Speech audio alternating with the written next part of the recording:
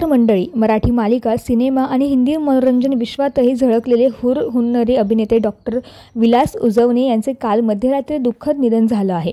वयाच्या 61व्या वर्षी त्यांनी अखेरचा श्वास घेतला. काही वर्षांपूर्वी त्यांना ब्रेन स्ट्रोक हा गंभीर आजार झाला होता. त्यावर त्यांनी मात देखील केली होती. मात्र नंतर हृदयाशी संबंधित विकार झाल्याने पुन्हा त्यांची तब्येत खालावली. काल मध्यरात्री त्यांची प्राणज्योत मावळली. त्यांच्या अशा अचानक जाण्याने संपूर्ण सिनेमासृष्टीवर मोठा दुःखाचा डोंगर कोसळला आहे. त्यांच्या पश्चात त्यांची पत्नी आणि मुलगा असा त्यांचा परिवार आहे.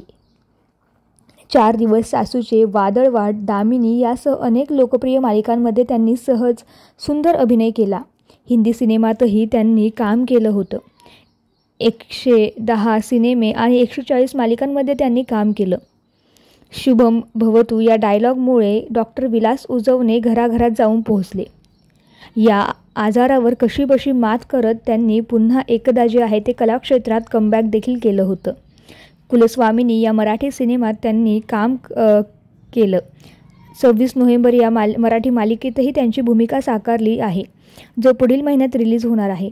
त्याआधीच त्यांनी अखेरचा श्वास घेतला आहे. त्यांच्या निधनाने संपूर्ण मनोरंजन सृष्टीत जे आहे ते मोठा दुःखाचे वातावरण निर्माण झाले आहे. चला तर मग मंडळी, आपल्या चॅनलच्या परिवारातर्फे दिग्गज ज्येष्ठ अभिनेते डॉक्टर विलास उजवणे यांना भावपूर्ण श्रद्धांजली.